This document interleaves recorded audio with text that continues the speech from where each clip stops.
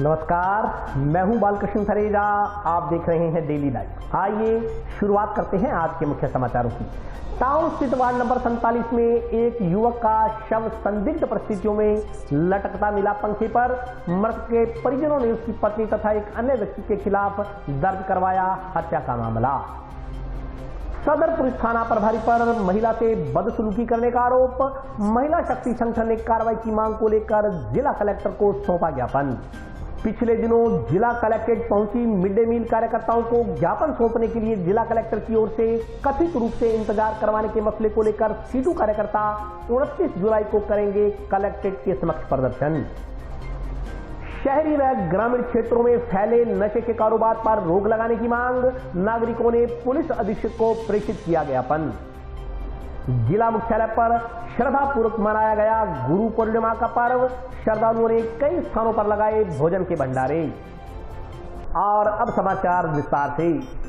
Situ पदाधिकारियों के नेतृत्व में पिछले दिनों जिला कलेक्ट्रेट पहुंची मिड डे मील कार्यकर्ताओं को ज्ञापन सौंपने के लिए जिला कलेक्टर की ओर से कथित रूप से इंतजार करवाने व वहां तैनात पुलिसकर्मियों की ओर से महिलाओं के प्रति कथित अभद्र भाषा का प्रयोग करने से नाराज सीटू कार्यकर्ता 29 जुलाई को जिला कलेक्ट्रेट पर प्रदर्शन करेंगे। इस संदर्भ में आज एक बैठक का आयोजन किया गया।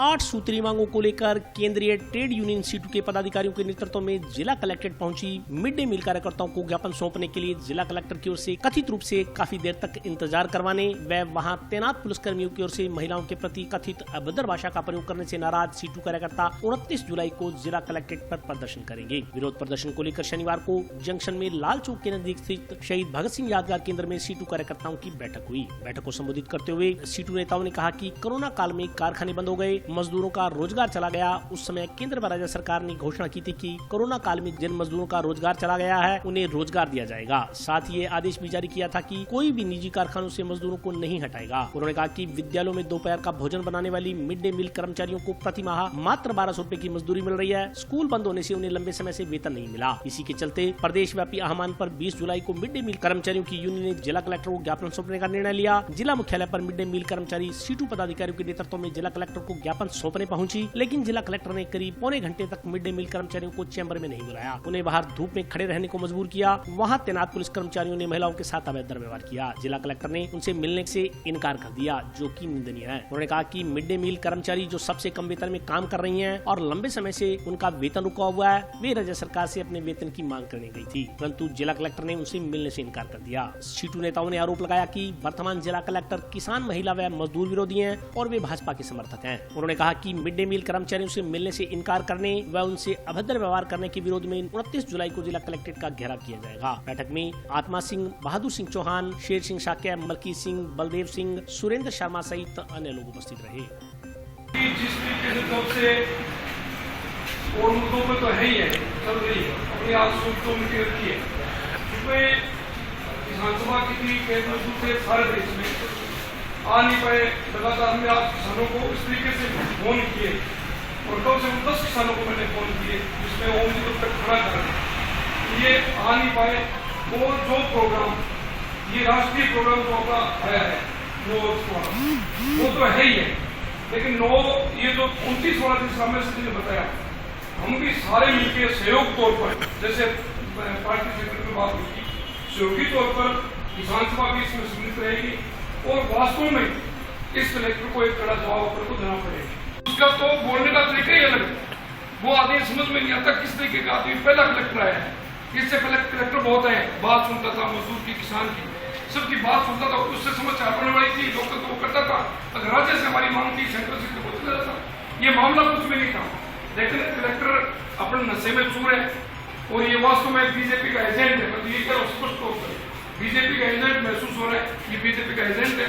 आज हमारी मीटिंग लगातार जैसे कलेक्टर साहब का बयान आ रहे हैं और मिडवे जैसे हमारे सीटू के वर्कर जैसे देने गए थे, उनको 1200 रुपये तनख्वाह मिलती है। भाई साहब 1200 महीने में तनख्वाह मिलती है और उनकी पेमेंट नहीं मिल रही 1 साल से। कलेक्टर के पास इस बात के लिए हाथ जोड़ के वो फरियाद करने गई थी कि कलेक्टर साहब हमारी सुनिए, मैं 1200 रुपये नहीं दे रही, लेकिन कलेक्टर साहब ने मिलने से इनकार कर दिया। और जिस तरीके से कलेक्टर साहब का बयान है कि मैं मेरी सुविधा से मिलूंगा, अरे प्रशासनिक अधिकारी हो आप, सुविधा से कैसे मिलोगे? आपको सुविधा से थोड़ी लेके बिठाए, कोई मजबूरी में आएगा, आपके पास तो मजबूर आदमी आएगा, आप नहीं सुनोगे तो सुनेगा कौन?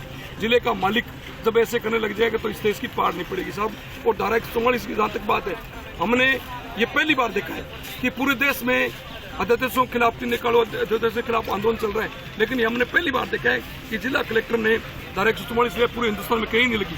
बड़ी अफसोस है इस बात की कि भारतीय जनता पार्टी के लोगों के कहने से, जैसे कल इनसे मिलेगा, एसपी से मिले, उनके कहने की वजह से उन्होंने धारा 144 लगा दी। बड़ा अफसोस है इस बात का कि धारा 144, और हम एक कहना चाहते हैं कि ये हनुमानगढ़ क्षेत्र है साहब, यहाँ बड़ी 144 लगी है, कर्फ्यू भी लगे। अगर कर्फ्यू भी लगा देना तो अपने प्रजातंत्र प्रणाली में बात करने का अधिकार है। और हम ये करें कि हम 29 तारीख को महिला बड़ी संख्या में, जिनकी महिलाओं की आपने बेइज्जती किया, आपने मिलने से इनकार कर दिया, महिलाएं, सीटू के हमारे साथी, किसान सभा, खेत मजदूर सभा, नौजवान सभा, सब संगठन मिलकर उसका विरोध करेंगे। 29 तारीख को हम बिल्कुल भीड़ के साथ जाएंगे, धारा 144 को तोड़ेंगे। हमारे कलेक्टर का हम पुतला दिलाएंगे और कलेक्टर ये शब्द वापिस ले कि मैं अपनी सुविधा से मिलूंगा, और इस बात के लिए वो इस बात के लिए माफी मांगे कि मैं जो महिलाएं आई थी उनसे नहीं मिल पाया किसी कारणवश, आइंदा से ऐसा नहीं करूंगा। सदर पुलिस थाना प्रभारी पर इंसाफ मांगने गई अनुसूचित जाति की महिला को थप्पड़ मारने, जाति सूचक गालियां निकालने का आरोप लगाते हुए महिला शक्ति संगठन ने पीड़ित महिला के साथ जिला कलेक्टर को ज्ञापन सौंप कानूनी कार्रवाई करने की मांग की है। सदर पुलिस थाना के प्रभारी पर इंसाफ मांगने गई अनुसूचित जाति की महिला को थप्पड़ मारने, जाति सूचक गालियां निकालने में प्रार्थना पत्र फाड़कर धक्के मारकर पुलिस थाना से भगा देने का आरोप लगाया। इस संदर्भ में शनिवार को महिला शक्ति संगठन ने पीड़ित महिला के साथ जिला कलेक्टर को ज्ञापन सौंपा। इस दौरान महिला शक्ति संगठन पदाधिकारियों ने बताया कि ग्राम पंचायत डबलीबास पेमा निवासी मीरा पत्नी अशोक बावरी के ससुर कर्म सिंह ने अपनी कृषि भूमि जगदीश मेघवाल के पास अप्रैल 2019 से अप्रैल 2020 तक 1 वर्ष के लिए 1.5 लाख रुपए उधार लेकर रहन रखी थी। लगभग 2 माह पूर्व मीरा ने अपने पति नानक सिंह के साथ जगदीश मेघवाल को 1.5 लाख रुपए वापस देकर जब लिखा पढ़ी के कागजात मांगे तो जगदीश ने कागज मिल नहीं रहे की बात कहकर कुछ दिनों में दे देने का वायदा करते हुए कृषि भूमि खाली कर सुपुर्द कर दी। लेकिन खेत में नरमा की फसल काश्त कर देने के बाद जगदीश के मन में बेईमानी आ गई। 7 जून को जगदीश 2 व्यक्तियों को साथ लेकर मीरा के घर आया और कहने लगा कि तुमने मेरे रुपए वापस नहीं दिए, इसलिए खेत में मैं खुद काश्त करूंगा, लिखा पढ़ी के कागजात मेरे पास है। विरोध जताने पर उन्होंने लड़ाई झगड़ा किया और मीरा व उसके पति को जान से मारने की धमकी दी। आरोप है कि न्याय के लिए मीरा जब सदर पुलिस थाना में गई तो थाना प्रभारी मान सिंह गोदार ने जाति सूचक गालियां निकाली। आरोप है कि थप्पड़ मारे, प्रार्थना पत्र फाड़ दिया तथा धक्के मारकर बाहर निकाल दिया। ज्ञापन में थाना प्रभारी के खिलाफ सख्त कानूनी कार्रवाई की मांग की गई है। इस दौरान सरस्वती, पंजाब कौर, रानी, भागवंती, वीरपाल, नसीब कौर, माया सहित अन्य महिलाएं मौजूद रही। हमारी दिया तो मुझको ये मान सिंह दारा ने मारी है, इसलिए मैं ऐसी से पेश हुई थे। 15 दिन की बात है, लड़की के सामने पेश होना चाहिए। दिन का विवाद चल रहा था और हमारे सुबह हमको रणवीर जाने धमकी दी कि आज तुम्हारी फसल भगा देंगे हम, 2 बीघे की विवाद चल रहा था। इसलिए मैंने 100 नंबर पे घंटी की थी, 100 नंबर घंटी की जयपुर से। उन्होंने कहा कि आप सदर थाने में जाओ, आप पास में थाना कौन सा लगता है, कहते थाने में चली जाओ, वहाँ कोई फास लगाओ, आपकी सुनवाई होगी।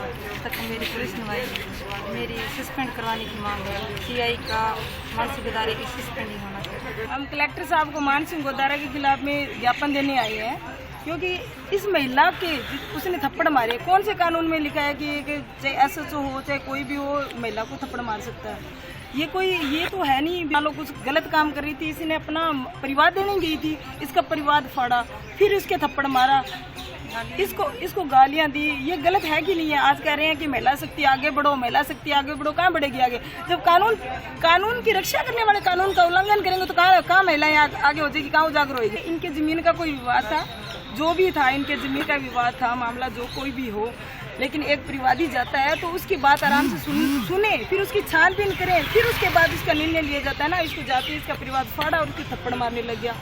हमारी मांग यही है कि भी हमें इंसाफ मिलना चाहिए, उसको सस्पेंड करवाया जाए, हमें जल्द से जल्द इंसाफ मिलना चाहिए। टाउन के वार्ड नंबर 47 में एक युवक का शव संदिग्ध परिस्थितियों में आधी रात को कमरे में लगे पंखे पर बनाए गए फंदे पर झूलता मिला। घटना के समय मृतक की पत्नी घर पर थी। मृतक के परिजनों ने उसकी पत्नी तथा एक अन्य व्यक्ति के खिलाफ हत्या का मामला दर्ज करवाया है। टाउन के वार्ड नंबर 47 में एक युवक का शव संदिग्ध परिस्थितियों में आधी रात को कमरे में लगे पंखे पर बनाए गए फंदे पर झूलता मिला। घटना के समय मृतक की पत्नी घर पर ही थी। उसी ने मकान पड़ोसी को अपने पति की ओर से फांसी लगा आत्महत्या करने की जानकारी दी, लेकिन जब पुलिस की मौजूदगी में शव उतरवाया तो मृतक के सिर के पिछले हिस्से पर चोट का निशान मिला। परिजनों ने नाजायज संबंधों के चलते मृतक की पत्नी व उसके प्रेमी पर हत्या कर शव को फंदे पर टांग आत्महत्या का रूप देने का आरोप लगाया। दोनों के खिलाफ हत्या के आरोप में मामला दर्ज करने के लिए शनिवार को टाउन पुलिस थाना में परिवाद सौंपा गया। उधर शनिवार को टाउन थाना प्रभारी लक्ष्मण सिंह राठौड़ के नेतृत्व में पुलिस टीम ने घटनास्थल पर पहुंचकर मौका मुआयना किया। पुलिस जानकारी के अनुसार मामराज पुत्र नंदराम शोरगर निवासी वार्ड नंबर 5 गांव श्रीनगर ने पुलिस को बताया कि उसका भाई राजकुमार उर्फ राजू हनुमानगढ़ टाउन के वार्ड नंबर 47 में रहता था। शुक्रवार शनिवार की रात करीब 1:45 बजे राजकुमार उर्फ राजू की पत्नी कमलेश ने अपने पड़ोसी काले राम पुत्र गौरीशंकर शोरगर को सूचना दी कि उसके पति राजकुमार उर्फ राजू ने पंखे पर लटक कर आत्महत्या कर ली है। इस पर काले राम ने गाँव गंगागढ़ में परिजनों को फोन कर जानकारी दी कि राजकुमार की पत्नी ने उसे बताया कि राजकुमार ने पंखे पर लटक कर फांसी ले ली है। मामराज के अनुसार सूचना मिलने पर वे तुरंत टाउन थाने में अपने भाई राजकुमार के घर पहुंचे तो राजकुमार का शव कमरे में फंदे पर लटकता मिला। पुलिस ने मृतक के भाई की रिपोर्ट के आधार पर हत्या के आरोप में मामला दर्ज कर लिया है। पुलिस ने मेडिकल बोर्ड से पोस्टमार्टम करवा शव परिजनों को सौंप दिया। रात को करीबन 1:47 पे फोन किया यहाँ से, क्या ये आपके भाई ने हत्या कर ली। अब जो मेरी भाभी है ना वो गंदी एक औरत है, बेकार बिल्कुल ही। कारण नाजायज संबंध थे उसका चले हुए। इसी तरह के एक बार पहले इसने झूठा मुझे फंसा दिया था। भाई ये बोलता है थोड़ा सा आके बीच में इस रास्ते से हटा दें इसे। अब ये मेरे भाई को हटा दिया इन्होंने सड़क तक। इंसाफ मिलना चाहिए। रात को करीब 1:30 बजे करीब जैसे खुले में जगार हुई, उठाया, लड़के उठे हमारे, पता लगा भी राजू ने फांसी लगा ली है। तो वो तो अभी बाद में पता लगेगा फांसी लगाई गई है या लगाई गई है, तो पुलिस जांच में तफ्तीश में सामने आएगा। लेकिन ये जो घटनाक्रम के संबंध में जो बता रहा है मृतक का भाई, वो बिल्कुल सही बयान बोल रहा है। अभी बात कई बार हुआ है और मोहल्ले में पंचायत भी हुई है और उसको समझाया भी है। जिसको ये नाम ले रहे हैं तो वो करा नहीं करूँगा, लेकिन वो तो अभी जो फुल डिटेल निकलेगी तभी तथ्य सामने आएंगे कि क्या है क्या नहीं है। ये तो पुलिस लाए और हम तो यही उम्मीद करते हैं भी दूध का दूध और पानी का पानी होना चाहिए। लटकी हुई थी और बेड और पंखे का इतना फासला है कि अगर उसके ऊपर खड़ा हो जाए तो वहाँ फांसी लग नहीं सकती, इतनी ऊंचाई नहीं है। क्योंकि जो बेड के साइड का हिस्सा है उस पर खून के निशान लगे हुए हैं, तो फर्श नीचे से धुला हुआ है। बाकी उसकी अगर फॉरेंसिक जांच है या जो भी पुलिस उचित समझती वो है तो उसमें जांच बिल्कुल क्लियर सामने आ जाएगी। लेकिन तो यही करते हैं भी जिसके घर का बेटा जवान गया है तो उनको इंसाफ तो मिलना ही चाहिए। तो भी लोगों में पुलिस के प्रति और कानून के प्रति विश्वास कायम होगा। जिस हिसाब से मिले वो कह रहे हैं जांच करेंगे, आपके सामने अभी भी आए हैं। अब तो वो आगे कार्रवाई क्या करते हैं तो उस बाद की बात है। ये रात्रि को करीबन 3-3:30 बजे थाने की सूचना मिली थी कि एक राजू नाम का शोरगर है जिसने सुसाइड कर लिया। इस पर पुलिस मौके पे आई थी। इसका भाई वगैरह जो श्रीनगर रहते हैं, मामराज वगैरह, ये भी मौके पे आए थे। लाश को मोर्चरी में शिफ्ट कराया। उसके बाद में इन्होंने एक रिपोर्ट दी है कि साहब हमारी जो भाभी है ये अक्सर मारपिटाई करती थी। कल भी इसने कि भाई मारपिटाई करके उसको, हमें अंदेशा है कि मारपिटाई करके मार के टांग दिया। मेडिकल 302 में मुकदमा दर्ज किया है। मेडिकल बोर्ड से पोस्टमार्टम करा रहे हैं। मौका मैंने देखा है, तफ्तीश कर रहे हैं। नहीं, इन्वेस्टिगेशन करेंगे। मामला क्या निकल के आता है आपके सामने रखेंगे। शहरी व ग्रामीण क्षेत्रों में फैले नशे के कारोबार पर रोक लगाने की मांग को लेकर शनिवार को नागरिकों ने जिला पुलिस अधीक्षक के नाम ज्ञापन सौंपा। शहरी व ग्रामीण क्षेत्र में फैले नशे के कारोबार पर रोक लगाने की मांग को लेकर शनिवार को नागरिकों ने जिला पुलिस अधीक्षक के नाम ज्ञापन सौंपा। इस दौरान कोविड प्रोटोकॉल के चलते जंक्शन पुलिस ने एसपी कार्यालय पहुंचने से पहले ही नागरिकों से शिव मंदिर सिनेमा मल्टीप्लेक्स के पास ज्ञापन ले लिया। ज्ञापन में कहा गया कि काफी समय से हनुमानगढ़ जिले में नशे का कारोबार फल फूल रहा है। इसके चलते युवा पीढ़ी नशे की गिरफ्त में जा रही है। यह सही है कि पुलिस की ओर से आए दिन नशे के खिलाफ कार्रवाई भी की जा रही है, लेकिन हनुमानगढ़ जिले में नशे के कारोबार ने अपनी जड़ें मजबूती के साथ फैला रखी है। इसलिए नशे के कारोबार पर रोक लगाने के लिए और सख्त कदम उठाने की जरूरत है। ज्ञापन के अनुसार नई खुंजा, ITI बस्ती, गांव मक्कासर, 2 केंज सहित अन्य जगहों पर नशा काफी फैल चुका है। नशे के कारोबार में छोटे छोटे बच्चे व युवा भी लिप्त हो चुके हैं। मुख्यतः चिट्टा, अफीम, मेडिकल नशे का कारोबार हो रहा है, जो आने वाली पीढ़ियों के लिए बेहद खतरनाक साबित होगा। उन्होंने कहा कि हनुमानगढ़ जिला हमेशा से ही शांतिप्रिय जिला रहा है और आगे भी रहे, लेकिन अवैध नशे का कारोबार जिस रफ्तार से शहर व गाँव की युवा पीढ़ी को खोखला कर रहा है, उससे अशांति की संभावनाएं बढ़ रही है। इसलिए हनुमानगढ़ जिला मुख्यालय के चारों तरफ के गाँव पर भी एक गहरी निगाह रखते हुए नशे के कारोबार से जुड़े लोगों के खिलाफ प्रभावी और सख्त कार्रवाई की जाने की जरूरत है। ज्ञापन में चेतावनी दी गई है कि नशे के कारोबार पर यदि अंकुश नहीं लगाया गया तो जिला कलेक्ट्रेट के गेट के समक्ष बेमियादी धरना शुरू किया जाएगा। इस मौके पर वारिस अली, गुरनायब सिंह, संदीप जाखड़ सहित अन्य लोग मौजूद रहे। ਅੱਜ ਹਮ ਪਿੰਡ ਮੱਕਾਸਰ ਤੋਂ ਭਾਰਤੀ ਕਮਿਊਨਿਸਟ ਪਾਰਟੀ ਮਾਰਕਸਵਾਦੀ ਮਿਲ ਕੇ ਅੱਜ ਜੋ ਨਸ਼ੇ ਦੇ ਖਿਲਾਫ ਬਿਆਨ ਚਲਾਇਆ ਗਿਆ ਉਸ ਨੂੰ ਲੈ ਕੇ ਜਾਏ ਆ। ਕਾਫੀ ਦਿਨ ਪਹਿਲਾਂ ਵੀ ਅਸੀਂ ਐਸਪੀ ਸਾਹਿਬ ਨੂੰ 2 ਵਾਰ ਗਿਆਪਨ ਦੇ ਚੁੱਕੇ ਹਾਂ, ਲੇਕਿਨ ਪ੍ਰਸ਼ਾਸਨ ਦੁਆਰਾ ਸਾਡੀ ਕੋਈ ਵੀ ਕਿਸੇ ਪ੍ਰਕਾਰ ਦੀ ਮਦਦ ਨਹੀਂ ਕੀਤੀ ਗਈ। ਪ੍ਰਸ਼ਾਸਨ ਸਿਰਫ ਇੰਨੀ ਮਦਦ ਕਰਦਾ ਕਿ ਇੱਥੋਂ ਜਦੋਂ ਜਾਂਦੇ ਆ ਇਕੱਠੇ ਹੋ ਕੇ ਔਰ ਕੋਲ ਕਰ ਦਿੰਦੇ ਆ, ਜੋ ਵੀ ਨਸ਼ਾ ਵੇਚ ਰਹੇ ਆ ਉਹ ਸਚੇਤ ਹੋ ਰਹੇ ਆ।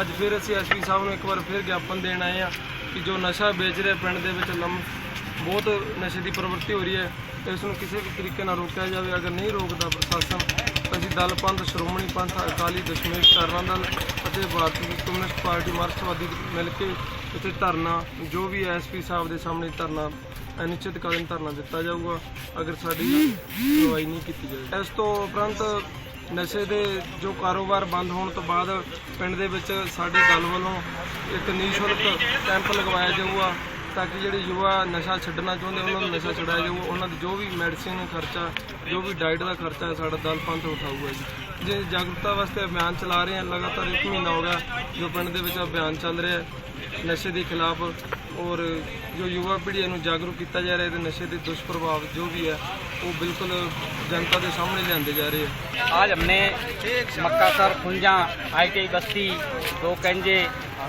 और शहर के सभी लोगों ने मिलकर SP के नाम ज्ञापन दिया है। जो खुंजा के अंदर, मक्कासर के अंदर नशे का जो कारोबार है ये बहुत ज़्यादा बढ़ चुका है। हमने पुलिस को इसका ज्ञापन दिया है कि ये जो नशे वाले हैं इनके खिलाफ कार्रवाई करो और अगर आप इसके खिलाफ कार्रवाई नहीं करोगे तो आने वाले दिनों में हम कलेक्टर के गेट के आगे धरना लगाएंगे, अनिश्चितकालीन धरना। जब तक हमारी मांग को नहीं माना जाएगा हम इसके खिलाफ लड़ेंगे और ये अपनी जो मांग है इसको मनवा कर रहेंगे। अभी 10-10, 12-12 साल के बच्चे हैं जो वो नशा खा रहे हैं, आने वाली जो पीढ़ी है वो भविष्य के लिए ख़त्म हो रही है। तो हम ये निवेदन करने के लिए आए थे और हमने ज्ञापन भी दिया है और पुलिस वालों ने कहा है भी हम कार्रवाई करेंगे। अगर नहीं करेंगे तो उसके खिलाफ हम आगे बड़ा कदम उठाएंगे, आंदोलन करेंगे। गुरु पूर्णिमा के अवसर पर जंक्शन स्थित महाविद्या पीताम्बर सेवा संस्थान द्वारा भंडारे का आयोजन किया गया। गुरु पूर्णिमा के अवसर पर जंक्शन में BSNL एक्सचेंज के पास महाविद्या पीताम्बर सेवा संस्थान द्वारा श्रद्धालुओं के लिए भंडारे का आयोजन किया गया। महाविद्या पीताम्बर सेवा संस्थान के संचालक पंडित रविशंकर शर्मा ने बताया कि संस्थान से सैकड़ों की संख्या में श्रद्धालु जुड़े हुए हैं। उन तमाम श्रद्धालुओं ने आज गुरु पूर्णिमा के अवसर पर भंडारे में अपनी सेवाएं दी। उन्होंने कहा कि आज का दिन बेहद ही सम्माननीय और पवित्र दिन है। 365 दिन गुरु शिष्य के अधिकारों की रक्षा करता है तथा उन्हें ज्ञान से ओतप्रोत करता है। लेकिन गुरु पूर्णिमा के दिन शिष्य गुरुओं के प्रति अपने समर्पण को दर्शाते हुए उनकी चरण वंदना करता है। उन्होंने कहा कि गुरु शिष्य के जीवन में अपने ज्ञान से उजाला लाता है जिससे शिष्य अपने जीवन के पथ पर उन्नति और शांति की ओर अग्रसर होता है। पंडित रविशंकर शर्मा ने गुरु पूर्णिमा के पवित्र अवसर पर अपने तमाम शिष्यों को सत्य सनातन मार्ग पर चलने का आह्वान करते हुए आगे बढ़ने का संदेश दिया। उन्होंने कहा कि कभी भी किसी का दिल नहीं दुखाना चाहिए, इससे बड़ा कोई गुनाह नहीं है। उन्होंने अपने शिष्यों को पर्यावरण संरक्षण के लिए अधिकाधिक पौधारोपण करने तथा निर्धन लोगों की मदद करने का आह्वान किया। इस मौके पर सैकड़ों की संख्या में पीताम्बर सेवा संस्थान से जुड़े श्रद्धालु उपस्थित रहे। आज गुरु पूर्णिमा का बहुत बड़ा दिन है और आज महाविद्या पीताम्बर सेवा संस्थान के तत्वाधान के अंदर भंडारे का आयोजन किया गया और सभी जितने भी श्रद्धालु लोग थे जो संस्थान से जुड़े हुए थे आज वो आके उन लोगों ने भंडारे में सेवा की, भोजन पदार्थ लिया, आपस में मेल मिलाप किया, आपस में एक दूसरे का परिचय लिया और गुरु पूजन किया गया। आज के दिन जो है गुरु पूजन का बड़ा महत्व दिया जाता है जी। ऐसा माना जाता है कि 365 दिन तो गुरु शिष्य की देखभाल करता है जी। एक दिन शिष्य जो अपने गुरु से मिलने के लिए गुरु के निवास स्थान पे आता है, ये वर्षों से परंपरा चली आ रही है और उसी परंपरा का निर्वाह करते हुए महाविद्या पीताम्बर सेवा संस्थान ने आयोजन रखा हुआ है और हर साल ये आयोजन रखती है। मैं गुरु पर्व के ऊपर यही कहना चाहता हूँ कि कभी भी किसी का दिल मत दुखाओ और अपने जो सत्य सनातन मार्ग है उसके ऊपर आप लोग चले। और इस समय जो बहुत ज़्यादा जो ज़रूरत है वो पेड़ लगाने की ज़रूरत है, भूखे को भोजन कराने की ज़रूरत है। किसी के कोई दुखी आदमी है उसके सिर पे हाथ रखने से भी उसका दुख कम हो जाता है। तो कोई भी व्यक्ति अगर आपको दुखी लगता है उसका मनोबल बढ़ाने के लिए अगर आप इतना भी कह देते हो भी मैं आपके साथ हूँ, आपको चिंता करने की जरूरत नहीं है, तो इसी हौसले से जो है उसका जीवन और उसका जो काम वो सफल हो जाता है। बाकी तो सारा काम परमात्मा ने करना है। जिसने सृष्टि बनाई है वही सृष्टि का पालन करने वाला है। लेकिन ये जो गुरु शिष्य की जो परंपरा है ये वर्षों से चली आ रही है। आज उसी परंपरा के तहत तो ये भंडारे का आयोजन किया गया था और गुरु पूजा का आयोजन किया गया। और अभी वक्त ब्रेक का, हाजिर होता हूँ छोटे से ब्रेक के बाद।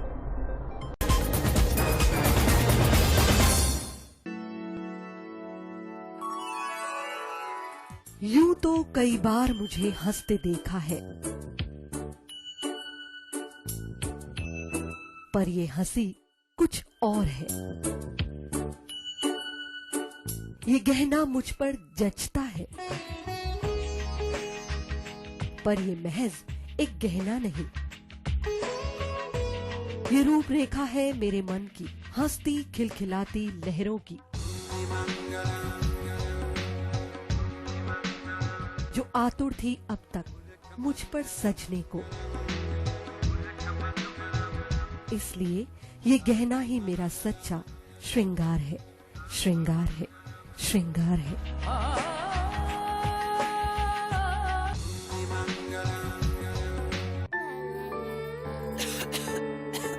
दीदी ये देखो,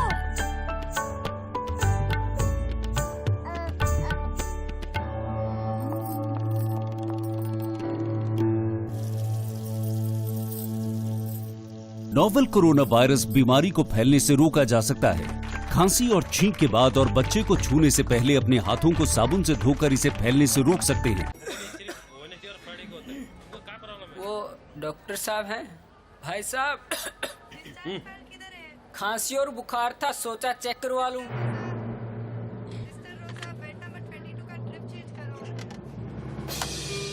नोवेल कोरोना वायरस बीमारी को फैलने से रोका जा सकता है।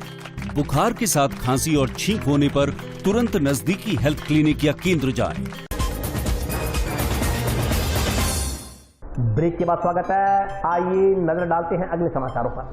रोट्रैक्ट क्लब द्वारा आयोजित बैडमिंटन प्रतियोगिता के शनिवार को सेमीफाइनल मैच खेले गए। प्रतियोगिता का समापन रविवार को होगा। रोट्रैक्ट क्लब हनुमानगढ़ द्वारा बैडमिंटन प्रतियोगिता का आयोजन किया गया। प्रतियोगिता के दूसरे दिन शनिवार को अंडर 19 तथा अंडर 17 सेमीफाइनल मैच खेले गए। रोट्रैक्ट क्लब के पदाधिकारियों ने बताया कि फाइनल मैच रविवार को खेले जाएंगे। उन्होंने जानकारी दी कि प्रतियोगिता के समापन पर आयोजित कार्यक्रम के मुख्य अतिथि जिला कलेक्टर नथपल डिडेल होंगे। उन्होंने बताया कि विजेता टीम को पुरस्कार प्रदान किए जाएंगे। क्लब हनुमानगढ़ द्वारा आयोजित रोट्रैक्ट बैडमिंटन चैंपियनशिप का आज दूसरा दिन है और अनेकों अच्छे मैच लगे अभी तक और अंडर 19, अंडर 17 सेमीफाइनल्स तक हो गए। फाइनल्स कल हैं। समापन कार्यक्रम के मुख्य अतिथि हमारे जिला कलेक्टर होंगे तथा उनके द्वारा प्राइज मनी 70,000 के बच्चों की बांटी जाएगी। टाउन जंक्शन मार्ग पर स्थित साईं बाबा मंदिर में भंडारे का आयोजन किया गया। इस मौके पर श्रद्धालुओं को जलेबी का प्रसाद वितरित किया गया। टाउन जंक्शन रोड पर स्थित साईं बाबा के मंदिर में आज 9वां विशाल भंडारा आयोजित किया गया। श्रद्धालुओं ने बताया कि भंडारा सुबह 8 बजे से मंदिर परिसर में हवन यज्ञ के साथ ही शुरू किया गया। इस दौरान राहगीरों को जलेबियों का सेवन करवाया गया। श्रद्धालुओं ने बताया कि शाम को हुई आरती में साईं बाबा से पूरे विश्व को कोरोना जैसी महामारी से बचाने और सुख शांति कायम करने की प्रार्थना की गयी।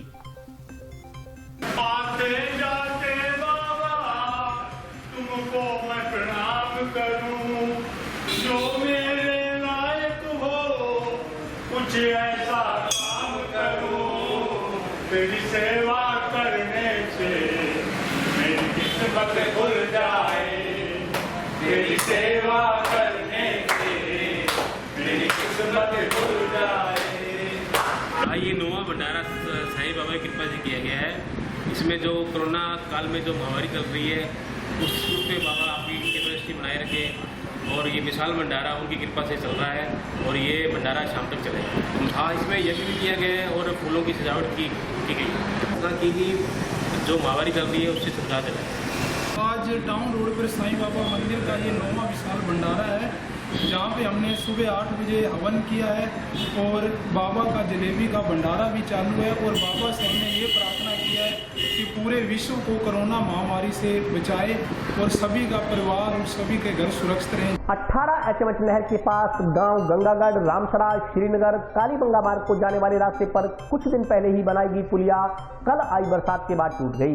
भाजपा नेता कविंदर सिंह ने आरोप लगाया कि उक्त पुलिया के निर्माण के समय गुणवत्ता का ख्याल नहीं रखा गया।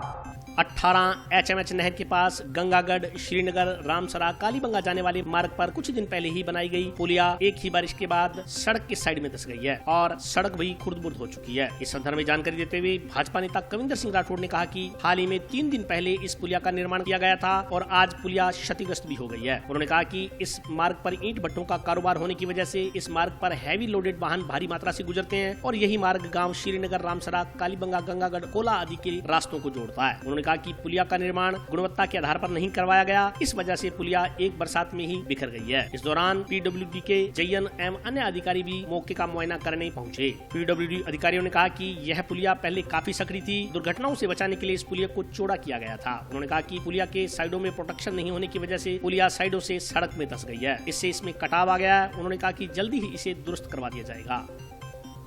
18 HMH जो नहर आ रही है उसका पॉइंट है, यहाँ से एक SNM की तरफ गई, ये गंगागढ़ की तरफ जाती है और ये रामसरा की तरफ जाती है। और जहाँ हम बैठे हैं ये बहुत इंपॉर्टेंट जगह है। इस जगह से और सीधी जो जा रही है कालीबंगा को सड़क जाती हुई और ये पीलीबंगा होके NH पे जुड़ जाती है।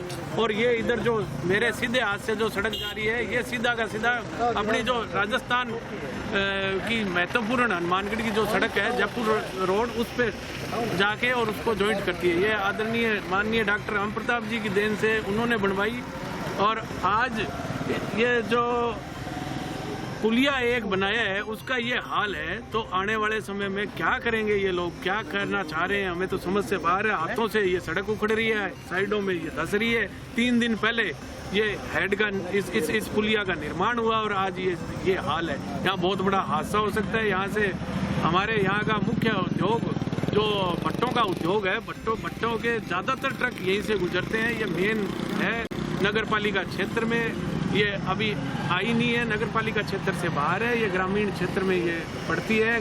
रामसरा नारायण के अंदर ये स्थान है। तो मेरा आपके माध्यम से कहना है कि जल्द से जल्द इसको अच्छे तरीके से जो इनके मानक है गुणवत्ता के अनुसार इनका निर्माण करवाकर और इसको जल्द से जल्द रिपेयर किया जाए, जल्द से जल्द बढ़िया बनाई जाए। एक्चुअली ये जो पहली संकड़ी पुलिया थी इसको वाइडनिंग करके इसको चौड़ा किया गया है, फिर यहाँ चौराहे होने के कारण एक्सीडेंट से बचाने के लिए। और इस पर जो अभी 2 दिन पहले कारपेट का काम किया गया था और पुलिया के साइड में प्रोटेक्शन की नहीं होने के कारण वो कटाव लग गया जिससे गारा पड़ गया। इसको भी दुरुस्त करवा दिया जाएगा। तो रात के लिए बस इतना ही, कल फिर हाजिर होता हूँ नए समाचारों के साथ। तब तक के लिए नमस्कार।